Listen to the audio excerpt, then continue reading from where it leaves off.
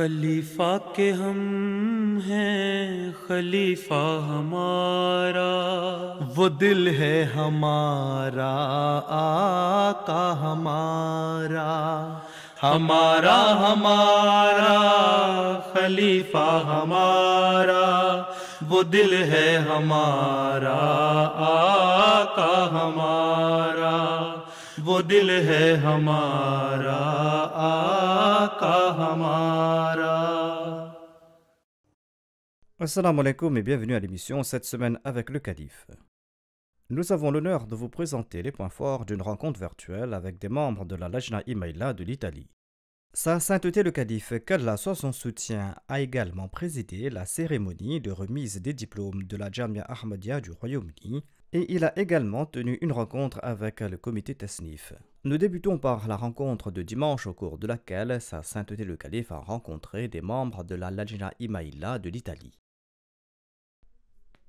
Au cours du week-end, sa sainteté le Calife, qu'Allah soit son soutien, s'est rendu à la Jamia Ahmadiyya du Royaume-Uni et il a tenu des rencontres avec le comité Tasnif et la Lajna Imaïla de l'Italie. Dimanche, sa sainteté le Calife a tenu une rencontre virtuelle avec les Lajna qui étaient rassemblés à la mosquée Beit Tawhid à Saint-Pietro en Italie. La rencontre a débuté par une récitation des versets du Saint-Coran. Ensuite, les membres ont pu poser leurs questions. My question is, in a marriage where both spouses prioritize their own desires over each other's rights, could this behavior potentially affect the upbringing of their children? Jazakallah. You see, marriage is a bond between husband and wife, right? So they should both respect each other and also try to respect the sentiments of each other. So both husband and wife should live amicably, and that is their duty to set their example before their children. If any of the party, the husband or the wife, is not behaving properly according to the tradition and the teaching of Islam, then they are not discharging their duty properly, as they should do. When before marriage, you promise each other so many things, but when you get married, then normally men mostly, and sometimes women as well, they just forget what did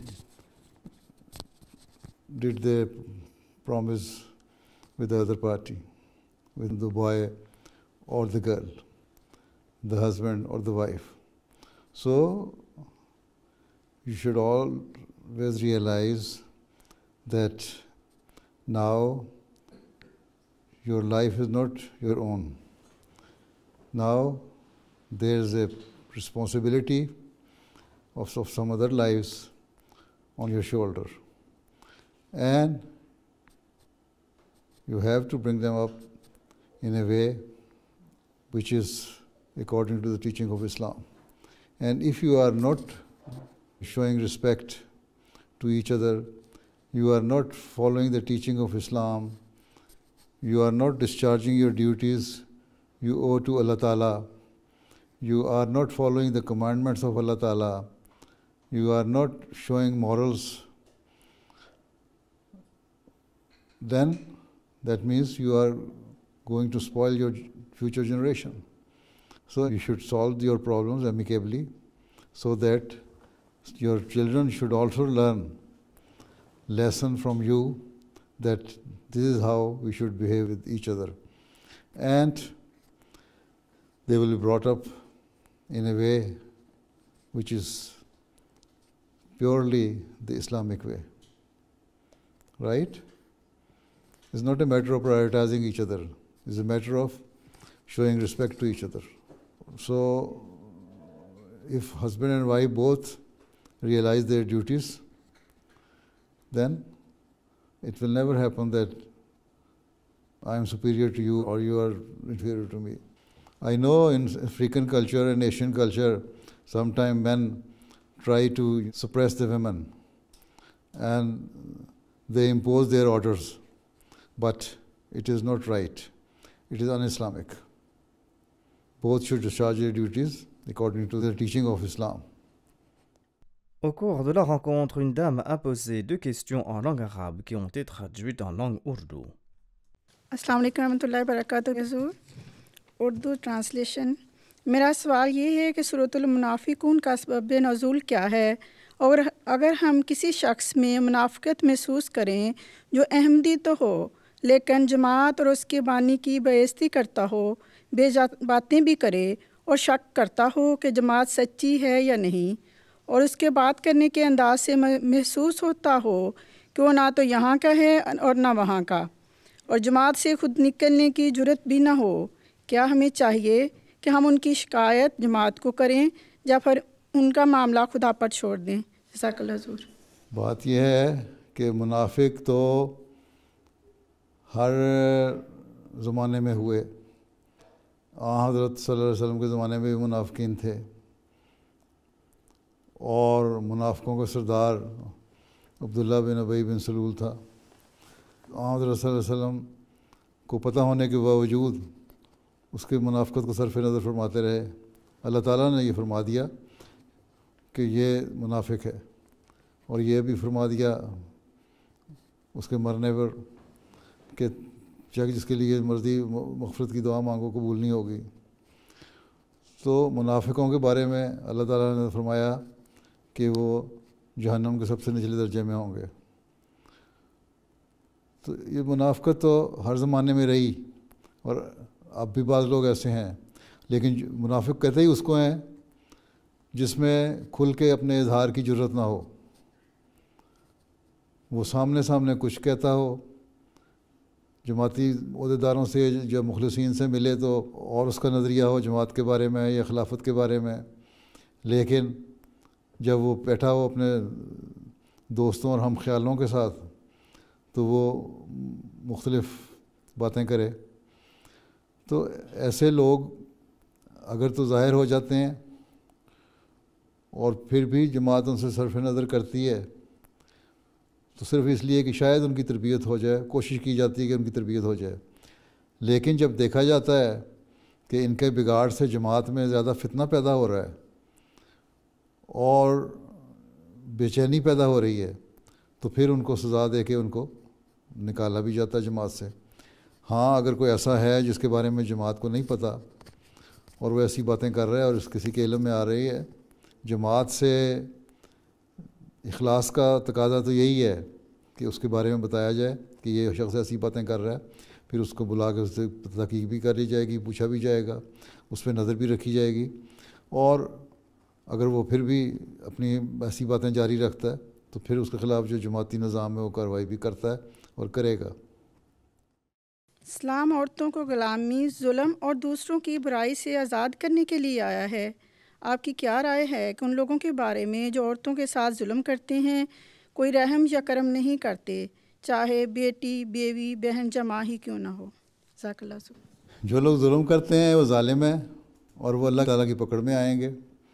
अल्लाह ताला ने मर्दों को अगर क़वाम बनाया है तो उन पर ज़िम्मेदारियाँ भी डाली हैं और उनको ये कहा है कि तुम नरमी और प्यार का सलूक करो, लेकिन लोग तो ज़ालिमों की तरह मारते हैं अपनी बीवियों को भी और बेटियों को भी बाज़ दफ़ा, और बल्कि बाज़ ऐसे केस भी आ जाते हैं मेरे सामने कि माँ बहन से भी सही सलूक नहीं करते।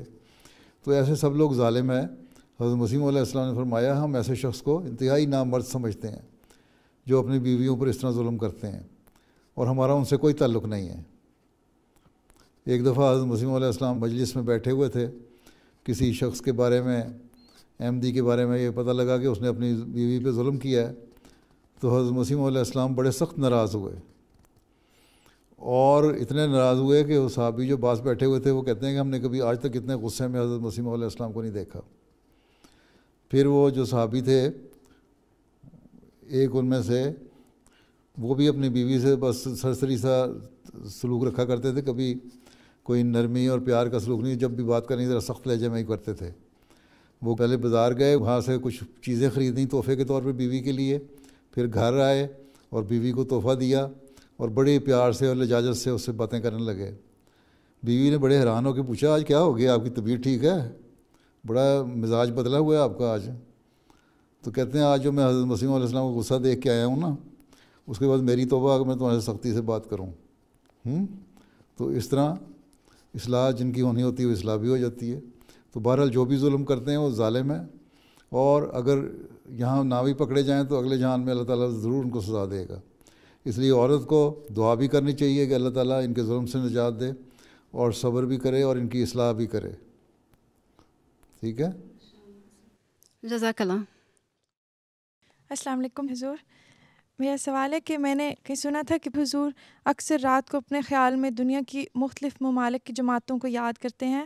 تو حضور آپ کے خیال میں اٹلی آتا ہے تو آپ ہمارے بارے میں کیا سوچتے ہیں؟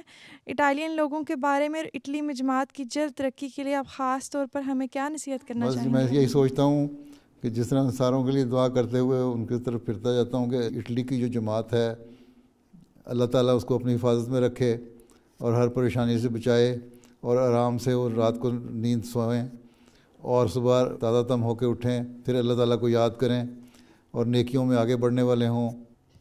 اللہ تعالیٰ ان کو ہر شر سے بچائے. تو جو مختلف دعائیں ہیں تو اسی طرح پھر میں آپ لوگوں کو بھوکے مار دیتا ہوں. ٹھیک ہے. میرا سوال ہے, میں ایک واقفہ نو نہیں ہوں, کیا میں اب اپنی زندگی وقف کر سکتی ہوں, اور جماعت کی خدمت کیسے کر سکتی ہوں شادی شدہ ہوتے ہوئے, اور خلافت کی آنکھوں کی ٹھنڈک کیسے بن سکتی ہوں؟ ماشاء اللہ, اتنے اونچے اونچے خیالات ہیں تو آنکھوں کی ٹھنڈک تو آپ ہی بن جاؤ گی. ٹھیک ہے. جب وقف نو اسکیم نہیں تھی تو کیا عورتیں جماعت کی خدمت نہیں کرتی تھیں؟ کیا مرد جو تھے وہ وقف کر کے جماعت میں نہیں آتے تھے؟ میں نے جب وقف کیا کون سی وقف نو اسکیم تھی؟ ٹھیک ہے. یا اور بہت ساری عورتیں جو وقف کر کے جاتی ہیں, ہماری اسکولوں میں بھی جاتی ہیں, افریقہ میں جاتی ہیں, جماعتوں میں کام کرتی ہیں, وہ کون سی وقف نو ہوتی ہیں؟ تو آپ لوگ جب جماعت کا کام کرتے ہیں, لجنہ کا کام کریں, تبلیغ کا کام کریں, حضرت مسیح علیہ السلام کی تعلیم پر عمل کریں, قرآن کریم کا علم حاصل کریں, حدیث کا علم حاصل کریں, اسلام کا علم حاصل کریں, اور جو تعلیم حضرت مسیح علیہ السلام نے ہمیں دی ہے قرآن اور حدیث کی تعلیم کی روشنی میں, اور اللہ تعالیٰ کے حکم کے مطابق اس پر عمل کرنے کی کوشش کریں, تبلیغ کریں, تو آپ خدمت کر رہی ہیں اسلام کی. اور شادی شدہ ہوتے ہوئے کچھ وقت نکالیں, کچھ وقت لجنہ کو دیں, کچھ وقت تبلیغ کے لیے جائیں. ٹھیک ہے. اور گھر کا بھی خیال رکھیں, بچوں اور خاوند کا بھی خیال رکھیں, تو سب ٹھیک ہے. اور جب یہ چیزیں پتہ لگتی ہیں خلیفہ وقت کو تو اس کو خوشی کا اظہار ہوتا ہے, وہ آپ کے لیے دعا بھی کرتا ہے, اور وہی اسی چیز کو آنکھوں کی ٹھنڈک کہتے ہیں.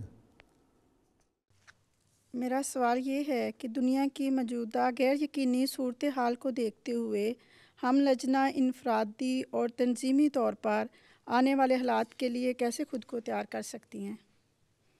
دعا کریں اللہ تعالیٰ اس صورتحال سے آپ کو بچائے, اور اس کے علاوہ تو ہمارے پاس کوئی علاج نہیں ہے.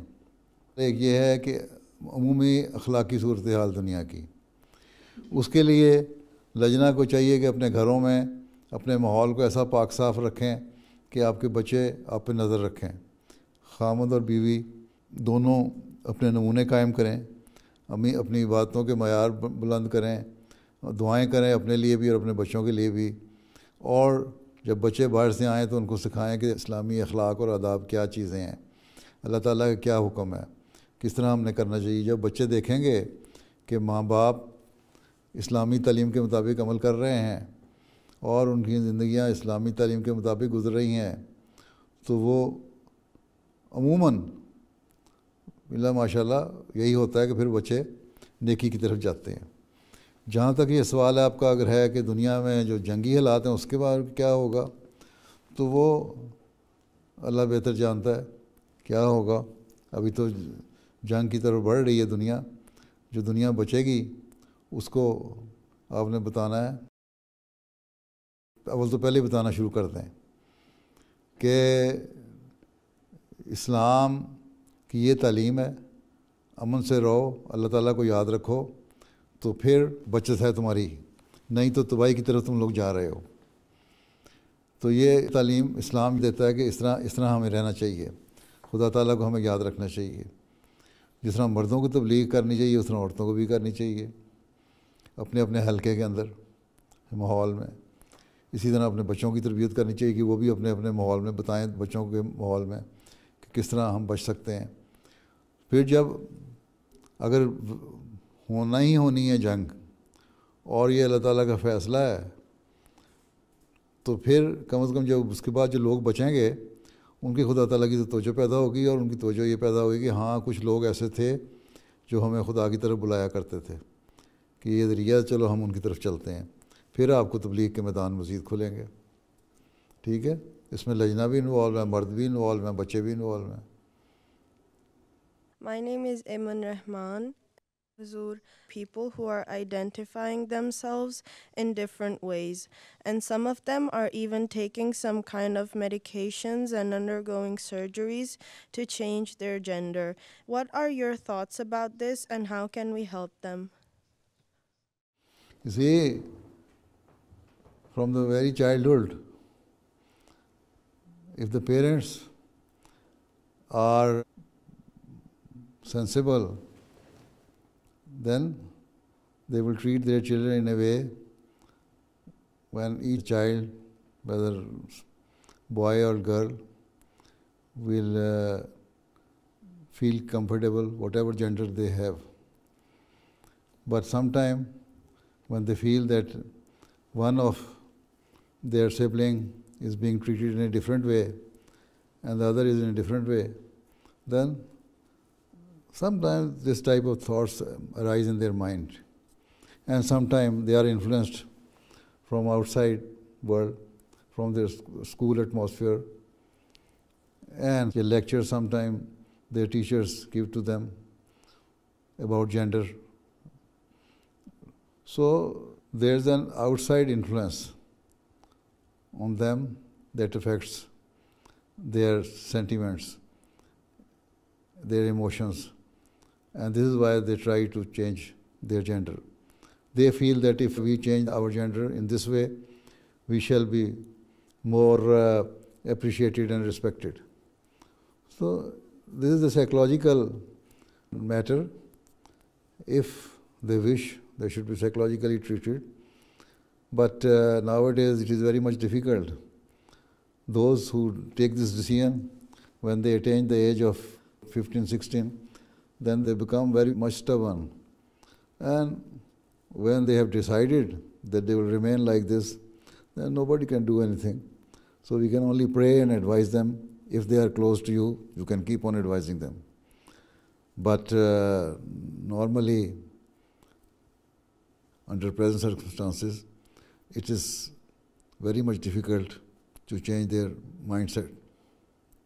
But anyway, this is the responsibility of parents. They treat their children and respect their children and give due respect to each child from the very childhood and keep on advising them about the religious teaching. इसके अलावा कोई बात नहीं हमारे पास, otherwise हम कुछ और नहीं कर सकते। मेरा सवाल है कि क्या खाविंद को अपनी बीवी को जेब खर्च देना चाहिए? बिल्कुल देना चाहिए, नहीं देता तो जेब में से निकाल लिया करो। बिल्कुल देना चाहिए और फिक्स होना चाहिए। मेरे पास तो जो लोग आते हैं उनको कह देता हूँ, बात मुझे पता है लोग ज़्यादा कमाते हैं, जो मैं कहूँ कि कितना जेब खर्च दे रहे हैं, कह देते हैं जी हम 50 यूरो दे रहे हैं। मैं कहता हूँ तुम्हारी इनकम इतनी है कि तुम्हें 200 यूरो देना चाहिए। बीवियाँ खुश हो जाती हैं, खामद बेचारे मायूस हो जाते हैं। तो बहरहाल जेब खर्च देना चाहिए और उस जेब खर्च पे फिर खामद का कोई हक़ नहीं, बीवी का हक़ है, चाहे उसको जमा करती जाए और रिज़र्व बनाती जाए अपना, या अपने चीज़ों पे खर्च करे। उसका ये नहीं खामद कह सकता कि क्योंकि मैंने तुम्हें जेब खर्च दे दिया था 100 यूरो या 50 यूरो या 150 यूरो, अब तुम ये फ़लाँ फ़लाँ खर्च जो है ख़ुद करो। बाकी खर्चे तब भी खामद नहीं पूरे करने हैं, लेकिन जेब खर्च जो है वो बीवी ने अपनी मर्ज़ी से खर्च करना है। आजकल के मगरबी माहौल में शादी को नुकसानदा, बैकवर्ड और एक ड्रामा समझा जाता है। इन ख्यालात से मुतासिर सिर्फ ला मज़हब नहीं बल्कि मुसलमान भी हैं। हम ऐसे लोगों को कैसे दलाइल से बता सकते हैं? इस किस्म के फितने जो है दजाल ने फैलाने थे, वो फैला रहा है। جو فتنہ یہ پھیلا رہا ہے کہ خدا کوئی چیز نہیں ہے، ایتھیسٹ کی تعداد بڑھتی چلی جا رہی ہے، مذہب سے دور ہوتے جا رہے ہیں اور مذہب کو ماننے کو تیار نہیں، مذہب کو مذاق سمجھتے ہیں، تو وہ جو مذہب کے احکامات ہیں ان کو بھی نقصان دہ اور بیکورڈ اور فلاں چیزیں سمجھیں گے۔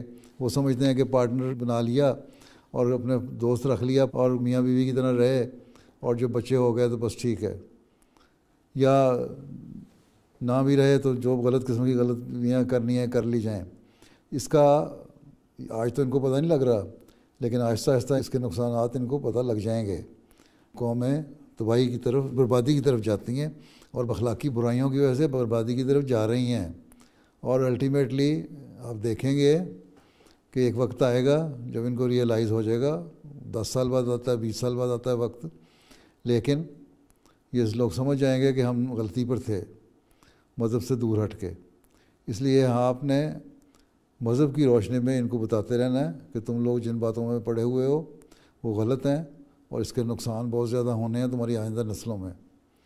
آج تو تم مذاق اڑا رہے ہو، کل کو تمہیں اس دنیا میں بھی نظر آ جائے گا، اور پھر جو اگلا جہان، ہم تو اس بات پہ یقین رکھتے ہیں کہ مذہب ہی آدمی تو کہ اس زندگی کے بعد کی زندگی ہے، تو وہاں جا کے جو اللہ تعالیٰ نے کرنا ہے وہ ایک علیحدہ معاملہ ہے۔ لیکن یہ دنیا والے اس دنیا میں بھی دیکھ لیں گے، اور خود اب ان کو احساس پیدا ہونے لگ گیا ہے، کہیں کہیں یہ آوازیں اٹھنے لگ گئی ہیں کہ یہ چیزیں غلط ہیں، یہ اس طرح نہیں ہونا چاہیے، پارٹنرشپ جو ہے وہ غلط ہے، اور عورتوں کے ساتھ جو سلوک ہوتے ہیں وہ غلط ہیں بعض۔ تو اس طرح کی باتیں جب اٹھنے لگ جائیں تو اس کا مطلب ہے ایک بات اٹھی، پھر کل کو دوسری بات اٹھے گی، پھر تیسری بات، تو ایسا احساس بھی پیدا ہو جائے گا۔ لیکن اگر نہیں ہوگا تو تباہی بھی ہوگی۔ اس لیے ہم نے اپنا کام یہ کرنا ہے کہ ان کو اسلامی تعلیم کی روشنی میں بتاتے رہنا ہے کہ یہ چیزیں جو تم لوگ کر رہے ہو یہ اخلاقیات سے بھی گری ہوئی ہیں اور قوموں کی تباہی کی طرف بھی لے کے جاتی ہیں، اور پہلی قومیں اس طرح تباہ ہوئی بھی ہیں۔ اس لیے بدلو اپنے آپ کو، یہ نہ سمجھو کہ ہمیشہ کی زندگی ہے۔ ایک شخص کی زندگی تو ٹھیک ہے، وہ چند سال زندہ رہے گا اور عیاشی کر کے چلا جائے گا، لیکن قوموں کی زندگی اس سے برباد ہو جاتی ہے۔ ٹھیک ہے، تو بہرحال سمجھانا ہمارا کام ہے، سمجھاتے رہنا چاہیے۔ جی، وہ آگے سے کہتے ہیں کہ جس طرح تیزی سے دنیا بدل رہی ہے، ماحول بدل رہا ہے، تو تم لوگ ابھی بھی اسی چیز کو لے کے چل رہے ہو۔ جی، دنیا میں اللہ تعالیٰ نے انسان کو پیدا کیا بقائے نسل کے لیے، کوئی صرف عیاشیوں کے لیے پیدا نہیں کیا۔ اگر یہ نہ ہوتی تو دنیا میں آبادی بھی نہ بڑھتی۔ اب ان لوگوں کو خیال پیدا ہو رہا ہے نا، پھر یہ بھی ہوتا ہے کہ وہ کہتے ہیں پھر بچے پیدا کرنے کی ضرورت نہیں ہے۔ بعض ملکوں میں اب یہ چل گیا کہ ہماری پالیسیاں غلط تھیں، بچے پیدا ہونے چاہیے۔ بعض اگر بچے پیدا کرتے ہیں تو غلط طریقے سے کرتے ہیں، اور بچوں کو جب بڑے ہوتے ہیں تو ان کے پیرنٹس جو ہیں ان کا اثر اس پہ ہوتا ہے۔ یہاں بلکہ اٹلی میں ہی پوپ نے بھی چند دن پہلے برتھ ریٹ کرائسس کے بارے میں کہا ہے، بلکہ انہوں نے کہا ہے کہ یہ کرائسس کی وجہ سے جو اٹیلین قوم ہے وہ کم ہو جائے گی، اور ایشین امیگرینٹس کی وجہ سے یا افریقن امیگرینٹس کی وجہ سے یہاں اٹلی میں بھی غیروں کا قبضہ ہو جائے گا۔ تو جو مذہب پہ چلنے والے ہیں وہ پھر قبضہ کر لیں گے۔ کوئی ٹھیک ہے، ہم بیک ورڈ تو ہیں، لیکن جو اللہ تعالیٰ کے حکم ہے اس کے مطابق چل رہے ہیں۔ بیک ورڈ نہیں ہے، بلکہ اللہ کا جو حکم ہے وہ دنیا میں ہمیشہ سے ہی ہے۔ صرف عارضی جو ہے عیاشی، اس کو مقصد نہ سمجھو۔ زندگی کا مقصد بہت بڑا ہے۔ انسان کو سب سے اشرف مخلوق بنایا اس لیے کہ اس میں عقل اور دماغ بھی ہے۔ اگر عقل اور دماغ استعمال نہیں کریں گے تو پھر ان کا جانوروں کی طرح اصول ہو جائے گا۔ بلکہ اب جانوروں کو ہی دیکھ لو، اب جانوروں میں بھی نسل چلانے کے لیے ضروری ہے، اللہ تعالیٰ نے فطرت میں رکھا ہوا ہے ہر جاندار کی، کہ نسل کو چلانے کے لیے کس طرح انہوں نے آپس میں جوڑے بنانے ہیں۔ انسان کی فطرت میں یہی رکھا ہوا ہے کہ تم نے جوڑے بنانے ہیں شادی کر کے۔ تو اگر اس پہ نہیں چلیں گے تو ٹھیک ہے، نہ جوڑے بنا کے بھی ہو سکتا ہے کہ تھوڑے سے بچے پیدا کر لیں، لیکن عمومی طور پر ایک کرائسس میں جا رہے ہیں، اور پوپ نے خود تسلیم کیا 2 دن پہلے کہ ہم کرائسس میں جا رہے ہیں اٹلی میں۔ ٹھیک ہے، تو ان کو سمجھاؤ، ان کی اپنی دلیلوں سے سمجھاؤ کہ تم لوگ خود ہی کہتے ہو، ہمیں کیا کہتے ہو، ہم تو مذہبی لوگ ہیں، ہم تو اللہ کے حکم کو مانیں گے، کیونکہ ہم اس بات پہ یقین رکھتے ہیں کہ اللہ تعالیٰ نے انسان کو پیدا کیا عبادت کے لیے اور ایک دوسرے کے حق ادا کرنے کے لیے اور اچھے اخلاق کے لیے اور بقائے نسل کے لیے، اور جب تک ہم اس اصول پہ چلتے رہیں گے ہماری نسلیں بھی چلتی رہیں گی، ہم بہتر بھی ہوتے رہیں گے۔ اور تم لوگ کرائسس کا شکار ہو رہے ہو، اور آئندہ ایشین اور افریقن آ کے تمہارے پہ قبضہ کر لیں گے اور تمہاری نسلیں بھی ختم ہو جائیں گی۔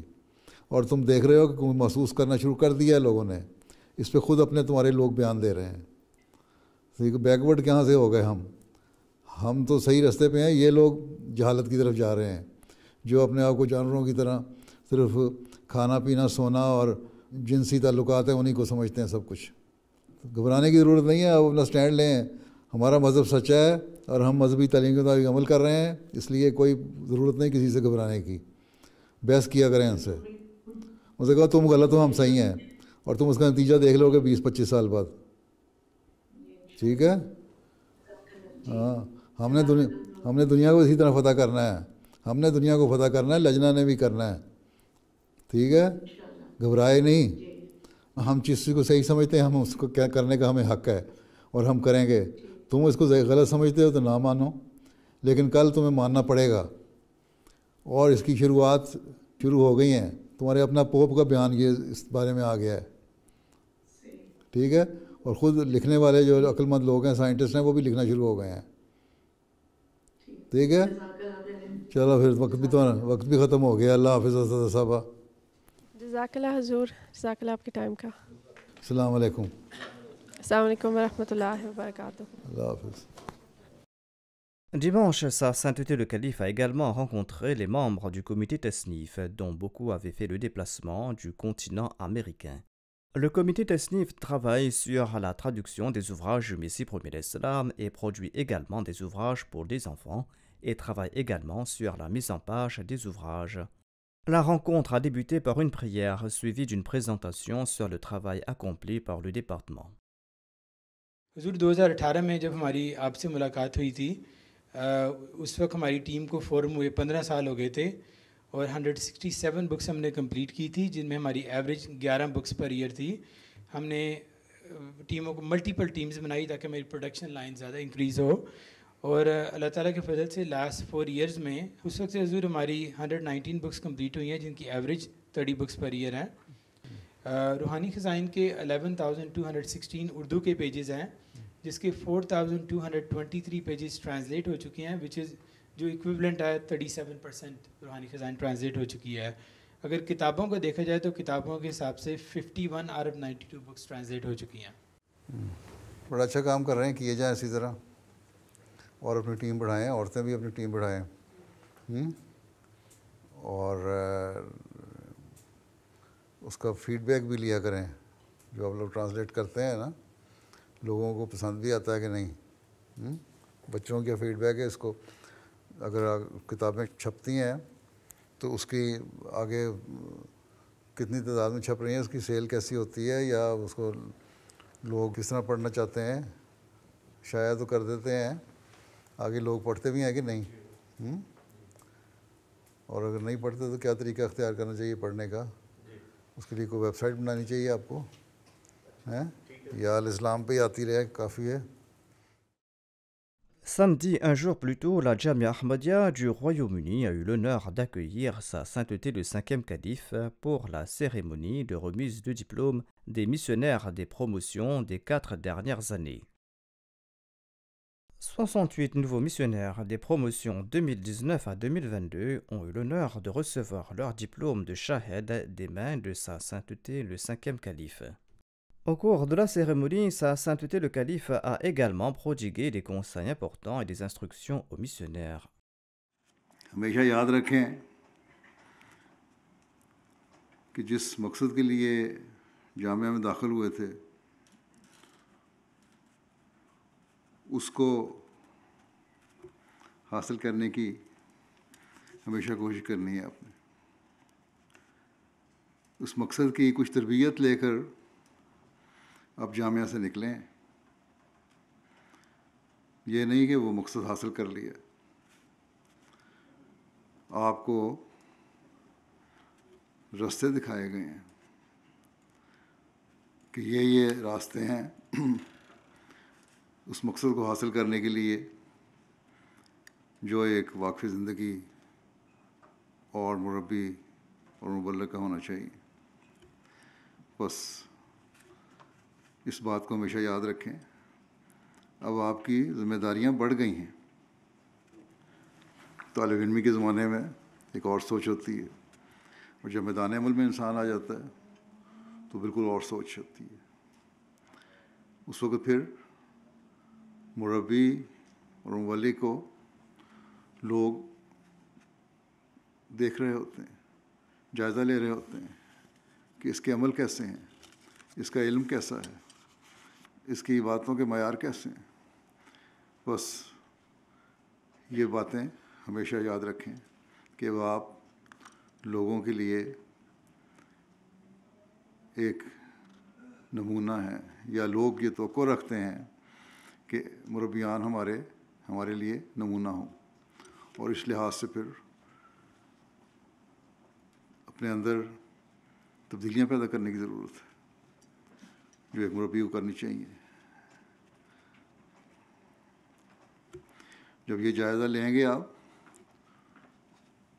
تو یہ جائزہ ایک مربی کو اعلیٰ معیار کے حصول کی طرف لے کے جائے گا.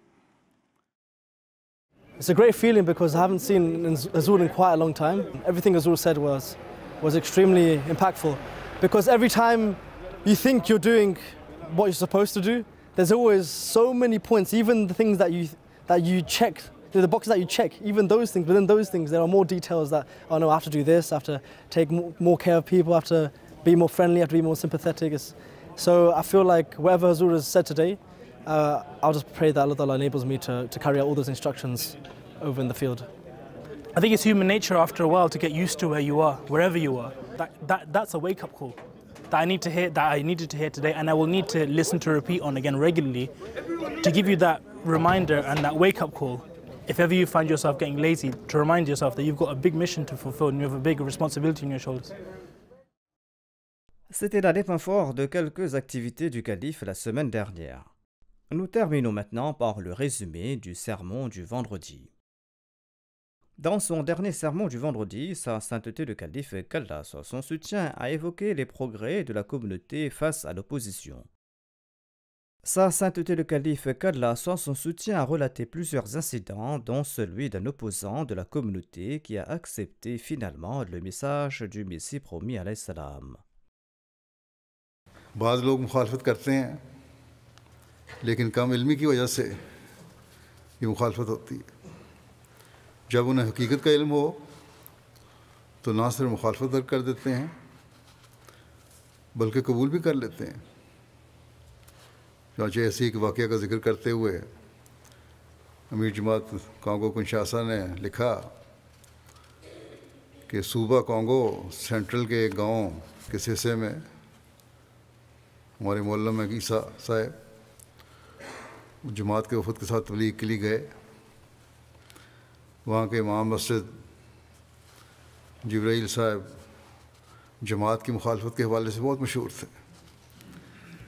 ان کے ساتھ وفات مسیح اور ظہور امام مہدی کی پر گفتگو ہوئی. جب ان پر یہ بات واضح ہو گئی کہ حضرت عیسیٰ علیہ السلام کی حیات کے عقیدے کے نتیجے میں نعوذ باللہ نبی کریم صلی اللہ علیہ وسلم کی حد تک ہے، تو یہ بات سمجھ گئے. وہ ڈٹائی نہیں تھی ان میں پاکستانی مولویوں کی طرح، اور ظہور امام مہدی کا عقیدہ بھی ان کی سمجھ میں آ گیا. انہوں نے اسی وقت اپنے خاندان کے 6 افراد اور اپنے 21 مقتدیوں کے ساتھ بیعت کر لی. اس طرح یہاں جماعت بھی قائم ہو گئی.